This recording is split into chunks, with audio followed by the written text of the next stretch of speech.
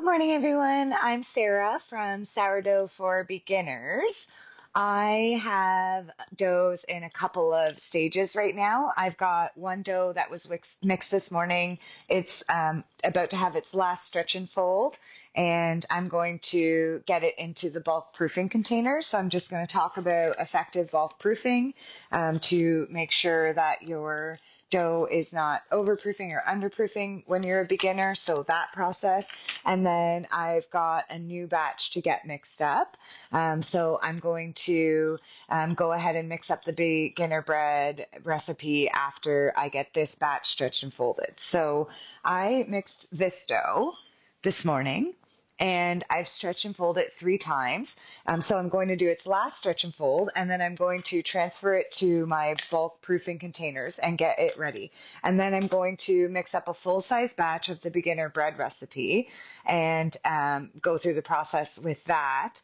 And the way it's going to work for me today, it's Sunday, it's a chore day, I've got lots of stuff to do. So I'm going to bulk proof some of this bread to be baked today, and I'm going to set some of it up to be cold proofed. So I'm just going to hang around live while I'm here. If you've got any questions, then post them in the comments and I'll answer them as we go. I'll show you, refeeding my starter, all of that good stuff.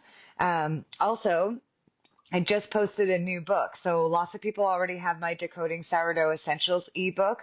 And what that does is simplify the processes for beginners. So it says, look, there's tons and tons of processes out there, but when you're a beginner, just use the ones that you have to use until you start getting your bread perfect. And now the new book has discard recipes, recipes for active starters. So there's, brownies and banana bread and cookies. There's pizza dough. There's all kinds of stuff in the book. So if you, after this video, check out the description, you'll see links to all of the tutorials. You'll find the book, everything else. I'll just show you where is this in here? Here it is. Cool. Good.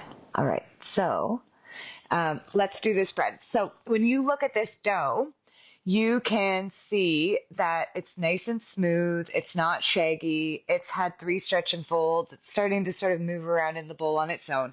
So what I'm going to do is just the final stretch and fold on this. And what you'll notice is that the dough's got some good strength in it. So when I stretch, it's not ripping. It's not coming up really high. It's being very cooperative. So when we're stretching and folding, what we're doing is we're building strength in our bread. So watch this. If I grab this dough and I pick it up, it sort of stays in place. So what this means is it doesn't rip. If I bounce it, it kind of bounces back. It's elastic. What this means is that I've built enough strength in this dough that I can now move it to the bulk proofing phase.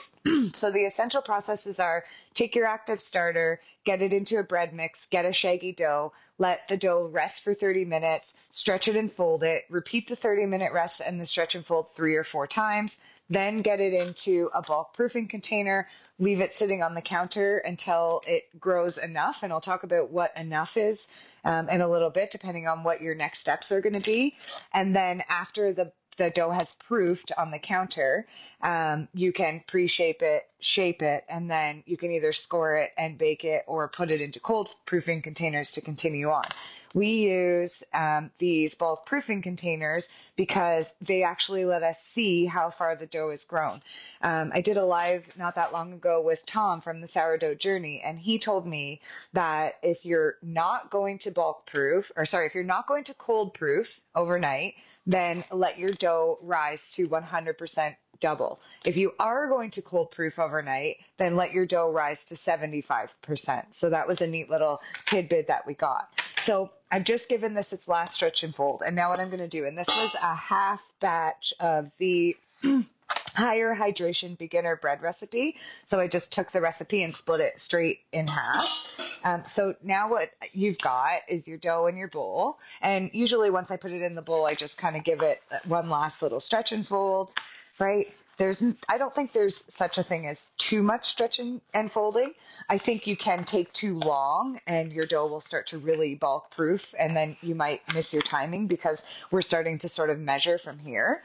But all I'm going to do is take this dough and push it into this container. And this is just like a regular, like, Tupperware container that you would store leftovers in. I picked this up at Walmart. This one is 8 cups, 1.86 liters. It fits a dough perfectly. So I'm just going to push it down as best as I can and rinse my hands.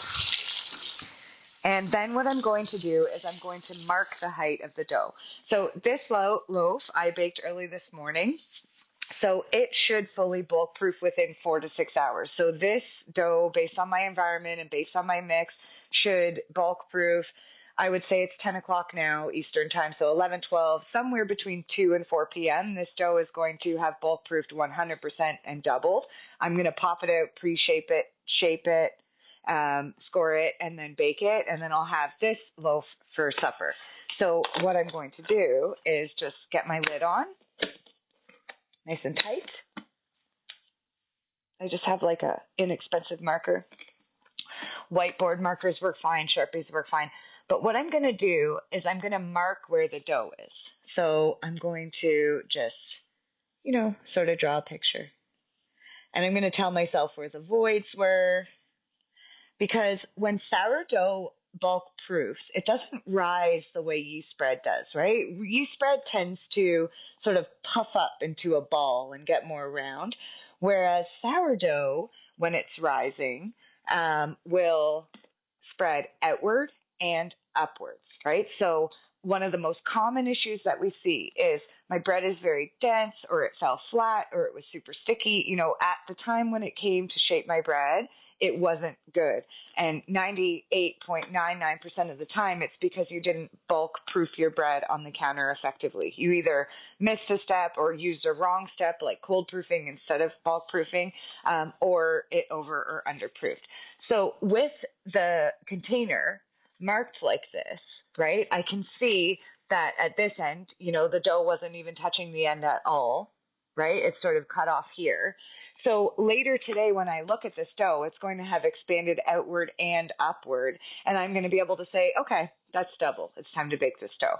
So this is just going to sit on my counter. I just put it next to my stove. My light above my oven's always on. The sun shines in. It's, kind of warm over there.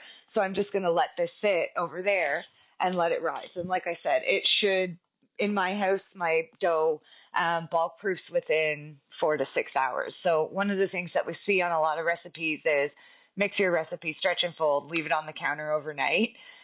If you sleep more than 6 hours, leaving it on the counter, even in a cold house, is probably too long, and you've probably overproofed your bread.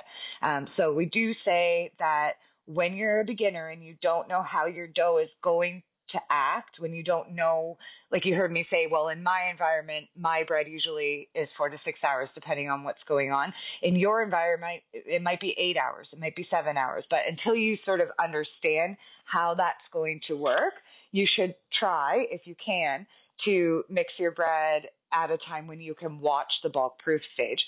So the beginner bread recipe, and like I said, in this, in the description of this live, and it'll stay on my page, so you can always go back and watch it again. There's links to everything. There's links to the beginner bread recipe, common starter questions, bulk proofing, pre-shaping. There's a link tree that's got kind of all of the links in order that you might want them. There's, of course, links to the Decoding Sourdough Essentials ebook that breaks down. These are essential processes. These are either optional or more advanced processes. Master these, then move on to these. And of course, there's a link to the new book, which is all discard recipes and active starter recipes and everything else. So you can find everything you need to get this down. But for now, let's just mix up the beginner bread recipe. So I am experienced. I know what I'm doing now. I know how the dough is supposed to act.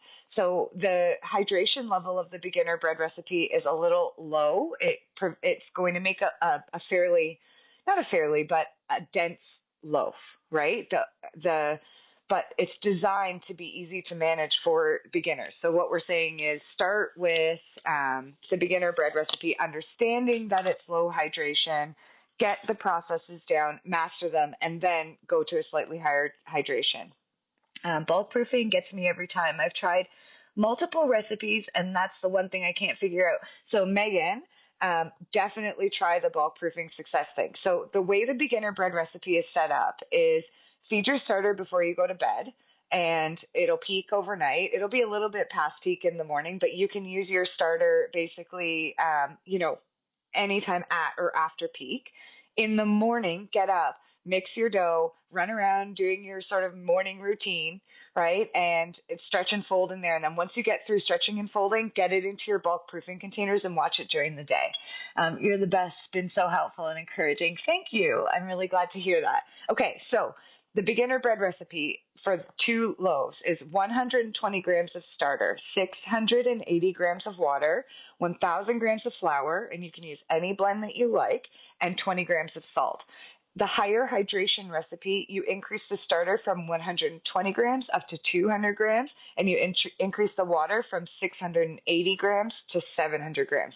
If you want to know about baker's math and how all of that works, it's covered in there's lots of posts on my page about it, but basically everything is calculated as a percentage of your flour. So when you do the beginner bread recipe, you're operating at 68% hydration with a low starter amount. When you do the higher hydration recipe, you're operating at 70% hydration with a higher starter amount. So starters, people say, well, aren't starters just technically water and flour? They don't adjust the hydration.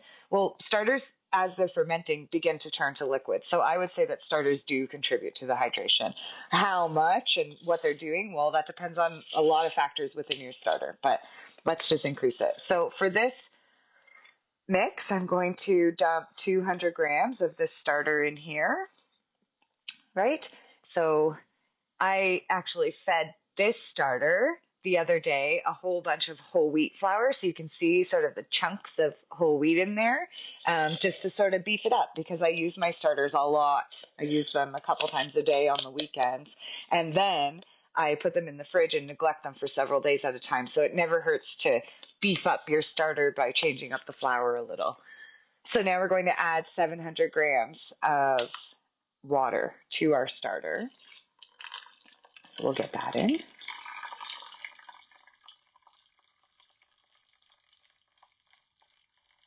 And like I said, if you want to watch this, like if you want to be able to see this over and over again, all of the links are in the description of this video. Once you get to the Sourdough for Beginners YouTube channel, the beginner bread recipe is the first thing you find. And then if you go look in live replays, you'll be able to see the higher hydration recipe. So we've got 700 grams of water and 200 grams of starter in here. And I'm just going to use a whisk and blend the starter until it dissolves into the water. Now, my starter, I had fed it yesterday, let it double, and then stuck it back in the fridge just to sort of slow it down because I was away all yesterday. So this morning, I actually just pulled it out of the fridge and started using it right away. You don't have to let your starter come to room temp. You can adjust the timing and feeding of your starter to suit your baking schedule. So you're not stuck having to always feed your starter at the same time once it's established, right? So for example, I'll refeed these starters today after this mix is done. And when they peak again in 4 hours, if I want, I can mix with them again. You can pull your starter out the night before you bake, feed it, let it double overnight, bake with it in the morning. You can pull your starter out early in the morning, feed it, wait for it to peak, then start mixing. You know, they're really resilient, and it's going to do exactly what you need according to how you manage it.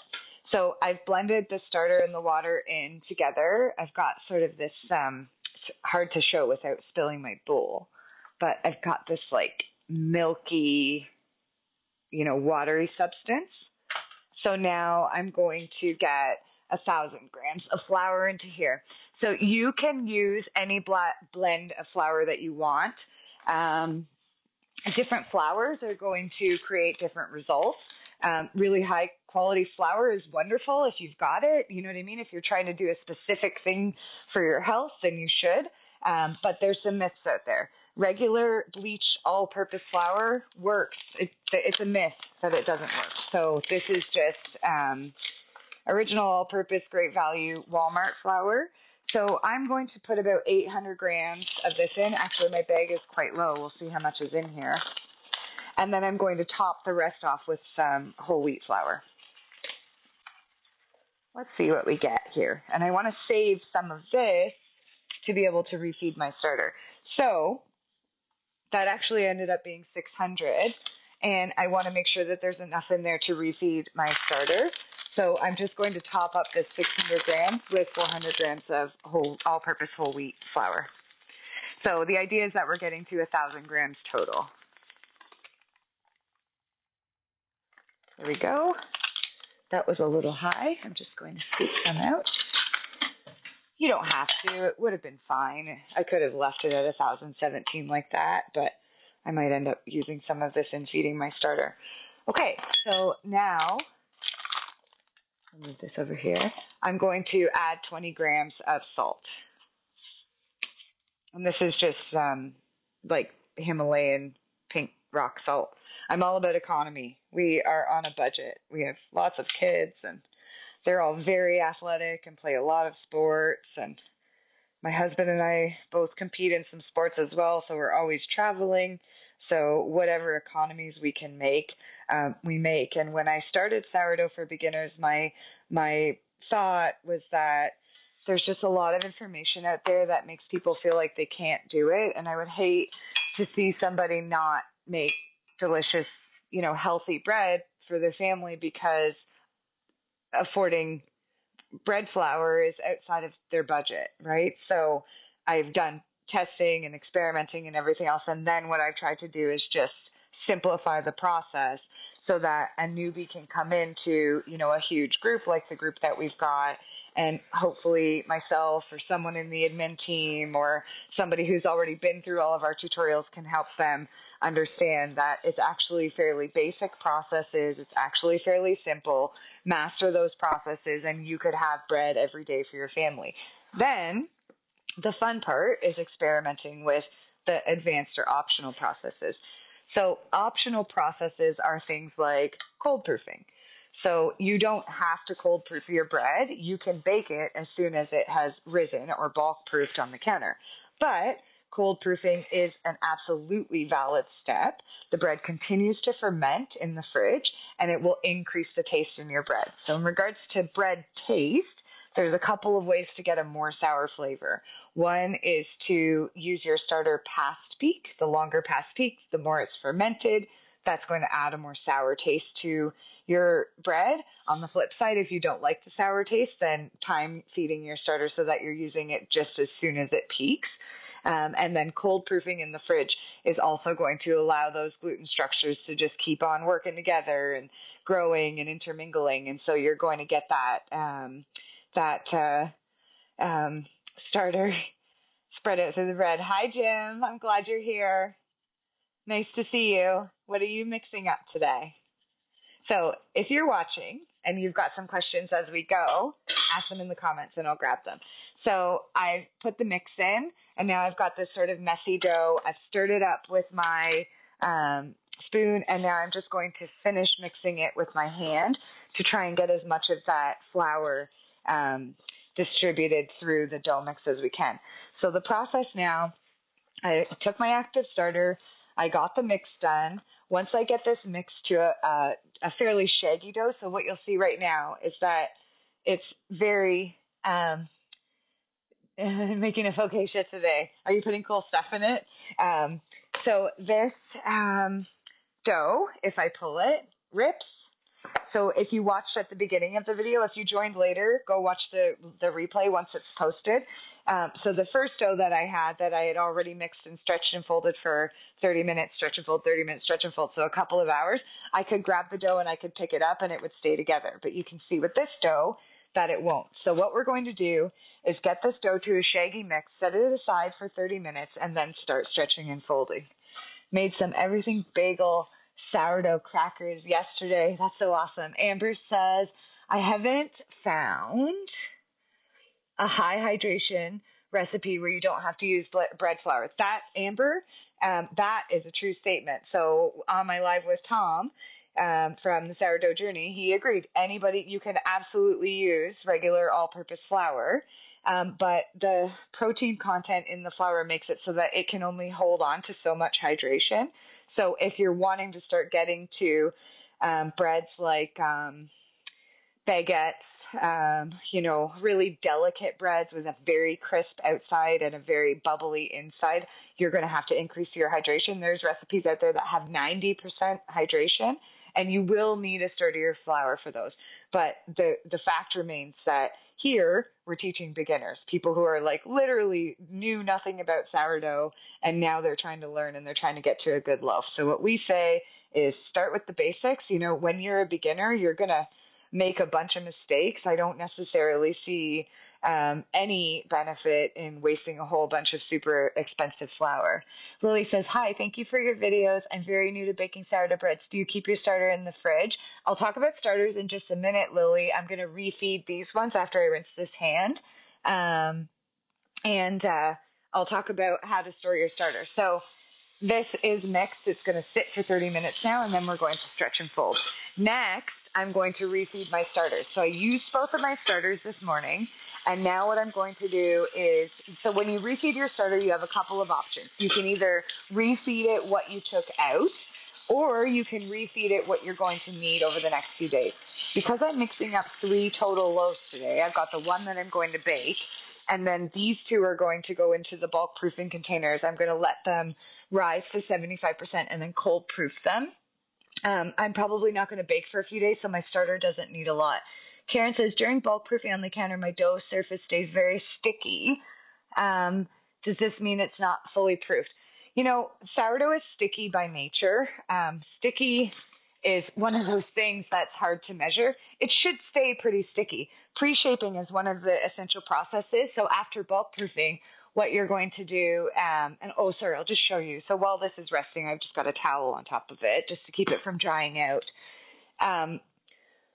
When your dough comes out, if you pre-shape it and then let it rest before you shape it, it's going to help manage that stickiness, but it should be sticky. If you're bulk proofing, rather than touching the dough, go by how it looks. Amber tried an 80% hydration and loved it, and she's new and she started her sourdough journey 1 month ago.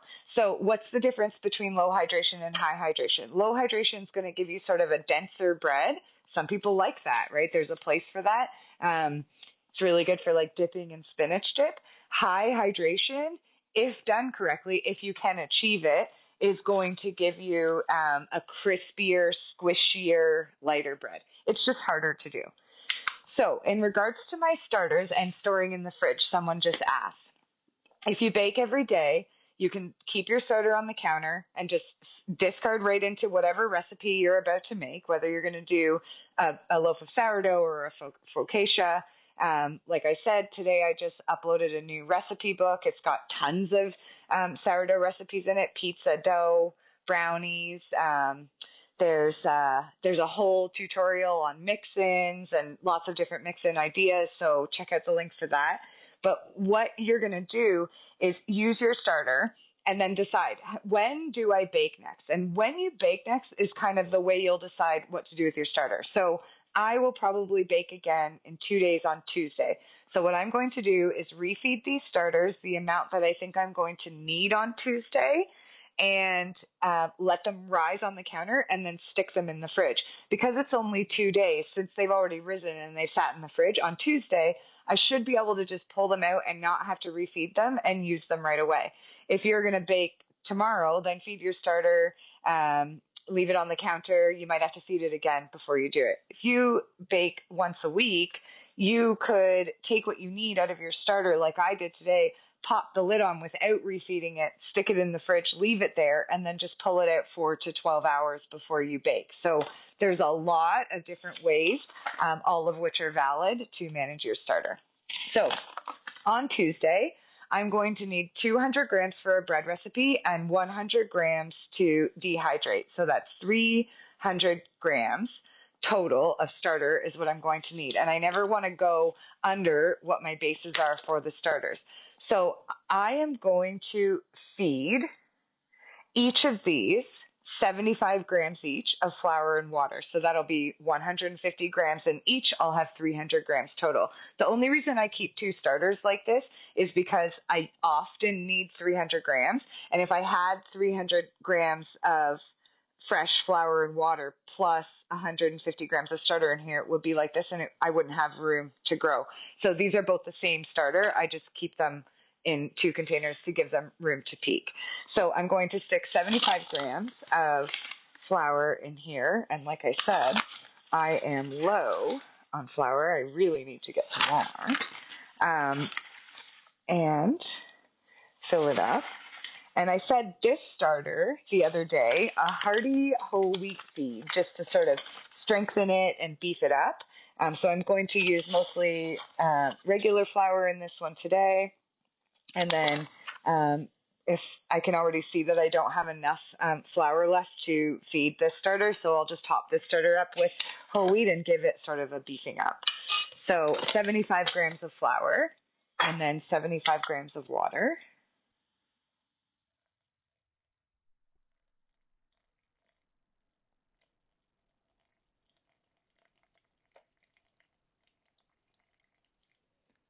There we go. Lily, thank you. How long can it stay in the fridge and stay alive? I try to bake about once a week. Lily, if you are baking once a week, it'll be fine in the fridge. There are posts on the group where people say that they leave their starter sitting in the fridge for like a month and it's fine. I mean, these things are alive, right? And they're fermenting. And with sourdough starter, all we're doing is stopping it at the point in the fermenting process that we want to rise bread.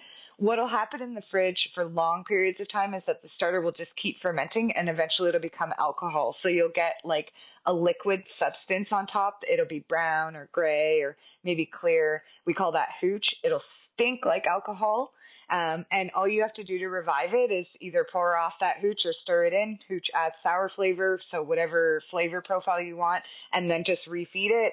Sometimes if it's sat in the fridge for like a month, you might have to give it a couple of feeds to reactivate it, but it should be okay. And if you're baking once a week, then your starter is going to be just fine with that once a week feeding living in the fridge. Jessica says, I got white wheat flour. Should I be looking up light wheat sourdough recipes? No. Jessica, almost all recipes will work with any flour, other than the fact that keeping in mind that the higher the hydration goes, the more likely you are to need a sturdier flour. Generally, with like a basic all-purpose flour, I won't go above like 80% hydration. But with the recipe that you've got, like with your white wheat flour, you can totally just use the beginner bread recipe or the higher hydration recipe. They're linked in the description of this video, and it would be fine. Any blend of flour that you want. So here's my other starter. So this is how my starter usually looks. It doesn't have any wheat in it, but I'm going to beef this one up and give it some strength today. You can change the flour that's in your starter whenever you like. And in fact, I recommend often adding sort of a sturdier flour or a different flour. It's going to sort of keep it healthy and active and let it eat through. And you're welcome, Lily. And it's also going to increase that flavor profile over time. Do you use anything besides one-to-one in starters? Jim, I don't usually need to, but I can explain to you why you would. So creating a levain from your starter is an advanced process. You're going to see it out there. You don't need it as a beginner, but you could say, for example, pull a little bit out of your starter and feed it 1 to 2 to 2. That is going to slow down the fermentation process and reduce the sour flavor, right? A 1 to 5 to 5, for example, same thing. You're going to start to get more of a plain tasting bread. You're going to start to taste the salt more than the sour, or whatever it may be. So there's lots of reasons to do that. But in general, with beginners, 1 to 1 is fine. The one thing I don't do is really worry too much about what's exactly in my jar anymore, just because mine is so active and used so much that I don't really need to. Can you substitute einkorn berry flour instead of whole wheat flour in a recipe? Yeah. Einkorn's one of those flours that will soak up a ton of water, so you may need to increase your hydration by 10 or 15 grams for that.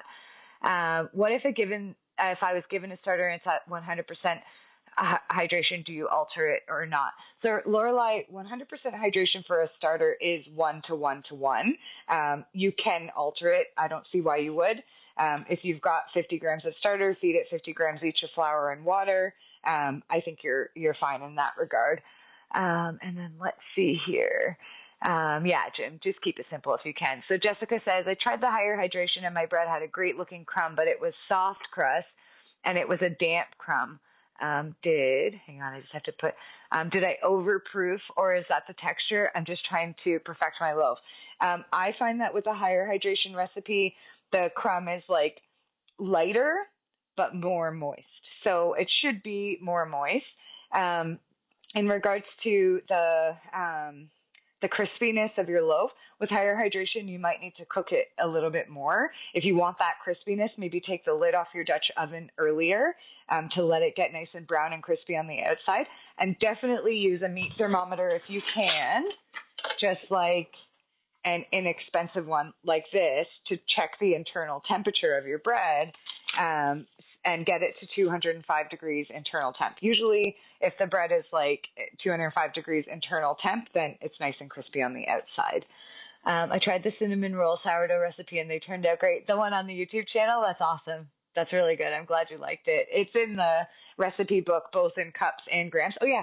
So this new discard recipe book that I just launched, I just got it uploaded yesterday, just sort of starting to talk about it now. So it's discard and active starter recipes. A lot of the recipes, it's like you can use active starter and let it rise for 5 or 6 hours, or you can use discard starter and add a little bit of yeast and still get like the health benefits of the starter, but see a fast rise. And all of the recipes have grams on one side and cups on the other. So no matter how you bake, you can do it. There's a link somewhere in here to that. Alicia says, I recently made a sandwich loaf with a day 11 starter. It came out very dense and super sour. What can I do next time? Okay, Alicia, when you're first activating a starter, it is fermenting very fast. Try giving your starter, and fermenting eventually becomes alcohol, right? And the alcohol content in the starter is what creates that taste in the bread. So if you want your bread to be less sour, give your starter like a big flour heavy feed before you bake with it. Say like 60 grams of water or 60 grams of flour and only 50 grams of water, or 75 grams of flour and only 50 grams of water. And also try to use your starter right at peak. Also, as your starter ages, it's going to settle down a little bit more. In regards to your sandwich loaf being dense, it could have been the recipe. It could have been a proofing issue. You might not have let it with sandwich bread. You really need to let it get a good rise the first time, shape it, get it into your loaf pan, and then let it rise till it's puffing up out of the top of the sandwich loaf. There's a sandwich bread in the recipe book. There's a sandwich bread on our YouTube channel. Cool. We've got lots of questions. If I start not getting to all the questions, I'll go in after this and answer them all. The sour flavor is not coming through on my whole wheat. So let's see here. That's interesting, these two. So Alicia wants less sour and Ashley wants more sour. Ashley, feed your starter and wait for it to be way past peak. So if you've been like using your starter like as soon as it peaks, try feeding it like before bed and letting it go all night and waiting till 9 or 10 in the morning. Even if it's already started to fall, it's still active enough to rise your bread, but you're going to get that more sour flavor. If you've mastered the essential processes and everything's working and you're getting good loaves and you're not cold proofing, you can now start adding cold proofing in, and that's going to also increase the flavor in your bread. Lily, Celsius or Fahrenheit? I do everything in Fahrenheit. I'm in Canada, and my thing will actually convert, but 205 degrees Fahrenheit internal temperature on the bread is what you want. Amber, how long does it normally take for sourdough starter to mature? Should be somewhere between 7 days to 14 days. Sometimes we see it take up to 21 or 23 days, but usually there's an issue there. One of the most common things we see is that when people are making a starter using cups, they're using a cup of flour and a cup of water, and that's way too much water, and it slows down the maturity of the starter. So you want to make sure that your starter is getting lots of flour and not being drowned by water, right? So if you're around day 7 or 8, in the description of this video, there's a link to like a day-by-day video of making a starter, as well as like tons and tons of starter common questions. So those should help you and get you sorted out. So let's see if we've got anything. Um, Somebody made high, grilling slices for pulled pork. Jessica was using a high hydration bread and was grilling slices for pulled pork. That's awesome. We actually make pork chops all the time, and I just toast the bread and put mustard on it. My husband loves those. Do you have some 100% whole grain wheat recipes in the new book? No, I don't. But the higher hydration recipe is in the book with a full breakdown of everything to do. And you could 100% do a 100% whole grain wheat loaf with that higher hydration recipe. So the process is there, and then you would just change the 1,000 grams of any flour you like to your whole grain. Can you start your own starter with regular or all-purpose flour, or does it need to be rye wheat blends? Yolanda, you can 100% start your own starter using basic all-purpose flour. Some people like to add rye or whole wheat or spelt around day 7 or 8 just to boost it up. So a question a little while back was, hey, I just used my day 11 starter and it was really sour. It's because it's still early in the fermentation process. So sometimes like adding that in around day 7 or 8 will stabilize and strengthen the starter, but it's not necessary. Let's see what we have. So when making a starter, why do some decide to start it with 1 tablespoon, some 25 grams, some 50 grams? What's the reasoning? Well, a lot of times it comes down to what the recipe is. The most common thing that I see is people start out making a starter with the idea that they're going to grow it because they want a lot, when they don't necessarily understand that the best thing when you're getting your starter to activate is to throw the discard away because it's not real yet. It's not fermented. So what we suggest is that you build your starter with a small amount until it's activated. And then once it's activated, if you go back earlier in this video, it's easy to grow your starter to whatever size you want. In regards to whether 1 tablespoon or 25 grams or 50 grams is right, whatever it is that you want to do is fine. There's no specific thing. The most important thing is that when you're building a starter, you need to be feeding what's in your jar, right? After you've discarded, you need to be feeding what's in your jar the same amount or more flour and water than what's in there. And this is why we have to discard. So I have a post somewhere. It shows you. So you start with 50 grams. You feed it 50 grams each flour and water. So now you have 150 grams. If you don't discard, tomorrow you need to feed 150 grams of flour and 150 grams of water, right? Now you've got 450 grams. If you don't discard, then the next day you need to feed 450 grams each flour and water. So that's 900. So now you've got like 1.5 kilograms of starter that you can't use yet, and it grows and grows and grows. So the reason we discard when we're activating a starter is just to keep it small so that our feedings can stay the same. So I hope that makes sense, but I definitely have a post here. Kathy says, new here, my starter's on day 7. I keep emptying my vessel every day and adding it back in. Is there an easier way? Also, should I be feeding every 12 or 24 hours? Usually every 24 hours is fine for activating a starter, and you don't need to change your jar every day. Figure out what your jar weighs if you're feeding by scale, right? Figure out what your jar weighs, and then every day, so you can see my starter is about to be fed. It's sitting here on the scale, right? If you weigh your starter and you know that the jar weighs 50 grams and now it totals 100 grams, then you know you have 50 grams in there. You feed it 50 grams each, flour and water. But yeah, you don't have to scoop it out every day. Just keep feeding it in the same jar. Like just take the jar, tip out what you're going to discard, refeed it. You can see my jar is pretty crusty. But it's a sealed environment, right? The only time this is probably the most air this starter's ever gotten because I'm sitting here yakking and talking.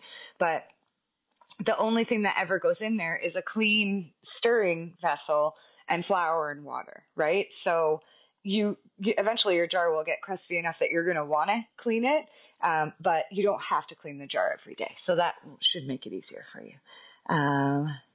Yes, Lily, I remember you were on our last post, South Africa. I think it's amazing that I'm in Canada and you're so far away, and yet here we are talking Buried under a mountain of snow this weekend and want to try a new starter, but don't see getting to the grocery store for a few days from this weekend storm.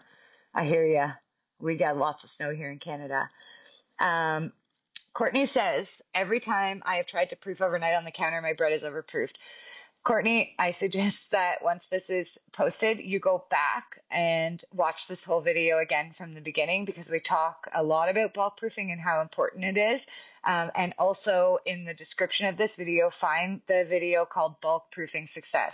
Usually proofing on the counter overnight, even in a fairly chilly environment, is too long and your bread will overproof. Bulk proofing should take between 4 and 8 hours. And of course, that'll be affected by how warm it is in your house and whether you're going to 75% or 100%. You know what I mean? But usually, bulk proofing on the counter overnight is bad advice. So instead, I suggest that you do it with the containers on the counter like we did. I've been letting mine get really hungry and stirring in the hooch before I feed, and my starter is now tasting sour. So yeah, Jessica, lots of people do that. That's a really good way. You can definitely control the taste. Okay, so a month-old starter is well established. Oh yeah, Amber, you should be totally good to go. Lisa, had no idea you were live. I'm going to have to catch the replay after this. Hi, Lisa. Nice to see you. As always, it'll be up on the page. You'll be able to watch it all over again, right from the get-go. Late to the live. Any chance you talked about overproofing and how to fix it? So, Lisa, I talked about how not to overproof by using the bulk proofing method. You can't always fix an overproof bread. If it's severely overproof, sometimes the only thing you can do is turn it into focaccia, but you can definitely get good at preventing it.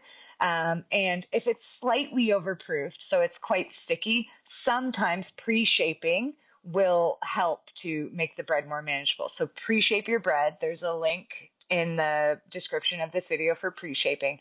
Let it rest for a little while, then shape it. Sometimes that'll help it. So let's see what else we have here. Do you need more or less water if you're putting 20% rye with white flour? Usually, is it Caleb or Galeb? Usually, if you're adding 20% of a sturdy flour to 80% white flour, you don't need to change the hydration very much at all. When you start getting to 50%, either whole wheat, spelt, rye, einkorn, these berry, fresh milled stuff, then you might need to start looking at really increasing your hydration. But usually at 20%, that's why most of the beginner recipe says use 20% of something sturdy and 80% of all-purpose. Cindy, I've been using bread flour instead of all-purpose. Would that be why it's more sticky? Probably not. Probably your bread is sticky because it's either A, overproofed, or B, you're using a higher hydration recipe. The higher the hydration, the stickier it gets. Perfecting your bulk proofing will reduce the stickiness, and using pre-shaping will help the stickiness be more manageable. Nicole says, do you have a gluten-free low-carb bread recipe and starter recipe? I don't. There's one flour in particular. It's called Bob's Red Mill 1-to-1, and we've tried that, and it can be subbed in to the beginner and higher hydration bread recipes that we have on the YouTube channel as if it were all-purpose. But beyond that, I don't really know that much about gluten-free, unfortunately.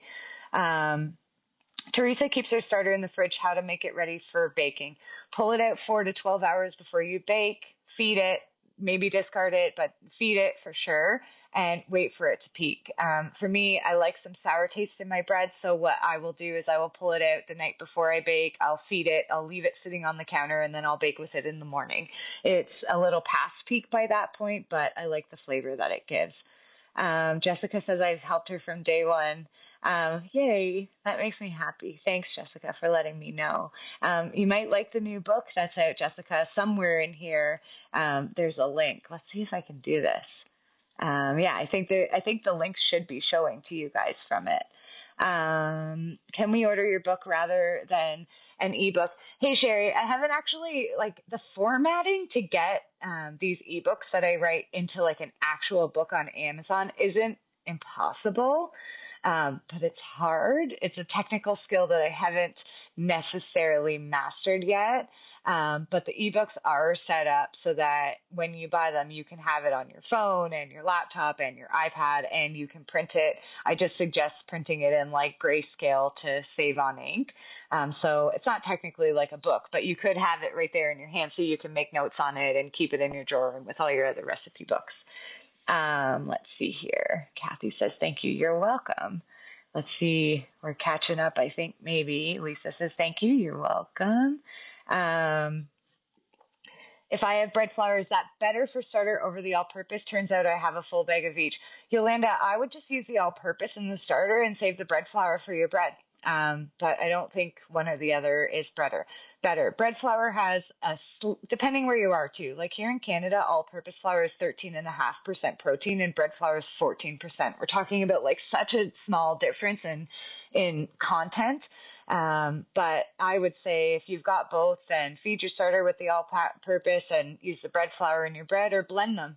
Dump them both into one big container and mix them up and use them both together for everything. But definitely use up the flour. Use what you got. That's what we always say for beginners. Posted in the link of this video is a whole list of Amazon tools that you could get if you wanted. But what we always say is you don't actually need any special tools. Use what you have and grow your collection over time. So Yolanda says, thank you. Okay. We're caught up on comments. If you've got any more, then ask and I'll help. So I'm just going to refeed this guy. So I want him to have 75 grams. My bag of flour is empty. So let's just tear our scale back to 0 here. I'll show you the scale in a sec. This scale I got off Amazon. It's like an Amazon Basics scale. It was like $12. And you don't need a scale to do sourdough, but it just makes life so much easier for me not having to measure. I like to be able to just pour like that. So that was 10 grams. So I'm going to feed the rest of this starter my whole wheat flour because I ran out of all-purpose flour. So in the theme of my use what you've got, if your starter is healthy and active, it doesn't need to be so precise. You can be super laid back with it. If I accidentally put 80 grams of flour in here, oh well, I'll put 80 grams of water in, these things once you're established. The hardest thing about sourdough is being a beginner and trying to sort out all of the information that's out there. A, what's true and what's not true, and B, what order they go in, right? You'll see about creating a levain and auto leasing and what order those happens in. And we use the word proofing in 2 different ways, bulk proofing and cold proofing. They're 2 totally different things, both exceptionally important. One is absolutely essential and one is optional, but we see people saying, I stretched and folded my bread, and then I stuck it in the fridge and it's cold proofing and it's not rising. Well, it's this mix up thing. So all we ever try to do in the sourdough for beginners group is help people understand what those essential processes are. So I'm going to add 75 grams of water to this starter. Oops. I accidentally put more like 90 grams of water in here. So I had put 75 grams of whole wheat flour. Well, it was actually about 10 grams of all-purpose and then 75 grams of whole wheat flour. And then I just went into Daisy Dozy land and wasn't paying attention and put closer to 90 grams of water. But I'm going to show you this. So I've given this starter a whole wheat feed, which I like to do every couple months or so just to beef it up. And you can see that it's quite thick. So I ended up with slightly more water than flour, but I don't think it matters. You know what I mean? Like I could sit there and keep adding more flour, but the way starters work is when you first feed them, they're thick like this. And then as they eat through the flour, they ferment. And eventually, if you left it long enough, they would become alcohol, like moonshine, which, I guess you could do that if you wanted to. That's not what we're trying to do with sourdough. So it is normal for you to feed your starter now and 10 hours from now have it be very watery. The consistency changes, and that's okay. That's totally normal. I've got this little bit of flour sitting here. Just dump it in. So with my starters today, What I'm going to do is I'm going to sit them over beside my stove where my dough is bulk proofing. Once they double, I'm going to stick them in the fridge at peak. And then tomorrow or the next day, if I do get to a bake, then I'll just pull them straight out of the fridge and use them without feeding them. If it goes much longer than that, 3, 4, 5 days in the fridge, it'll keep fermenting just very slowly. I might pull the starter out, discard it, and then feed it before I bake with it. I guess if you watch the whole video, putting that all together might work. But there's tutorials in the link of this that focus on like each specific process. So we've taken our bread that had already been stretched and proofed, and we've put it into bulk proofing containers. And we have mixed up a new batch of dough, and we've refed our starters. So I'm just going to do the first stretch and fold on the batch of dough that I mixed while you guys were watching, and talk about that strength. So at the beginning of this video, I had a dough that I had mixed this morning and had stretched and folded 3 or 4 times. And it was ready now to go into the bulk proofing container. And when I touched that dough, when I pulled it, you could see that it was shiny, it was smooth, it was strong, it was elastic. I was actually able to pick that dough up and hold it like this and bounce, and it didn't like stretch and go everywhere. That's a really good indicator that your dough is strong enough. So this is going to be the first stretch and fold for this batch that you guys just watched me mix. When you watched me mix it, all of the dough was like sticking to my hands. It was ripping and falling apart. You couldn't lift it. It's been sitting for 30 minutes now. It started to bulk ferment, which is different from bulk proofing, but the bulk fermentation process has begun. It's starting, the starter is starting to activate the flour. So there's already some strength in there. So the 30-minute rest time and the stretching and folding together are working to build strength in the bread. So I'm just going to reach under. And if you watch with this stretch and fold, the bread will still rip and stretch a lot. But even by the end of this first round of stretching and folding, the bread will start to build elasticity and some strength in it. So I'm just going to go around. Some people say, oh, well, I just go north, south. I just do 4, or I do 6, or I do 8. It's really up to you. I usually just stretch it and fold it until it starts to really resist me. So on that first stretch and fold that I just did, that you just watched me do, you watch the bread come way up high and start to rip, right? Now watch. When I go under, see how it won't. It'll still rip. It's not strong enough. It still needs 3 or 4 more stretch and folds, but already just after one stretch and fold, the dough is stronger than it was. And you'll also notice that the dough is sticking to my hands much less than it was. And if you saw the first dough at the beginning of the video, it didn't stick to my hands hardly at all. I just had to give them a quick rinse. So the rest of my day goes like this. I am going to let this dough rest 30 minutes and stretch and fold 3 more times, and then I'm going to separate it into 2 equal portions and get those 2 equal portions into bulk proofing containers.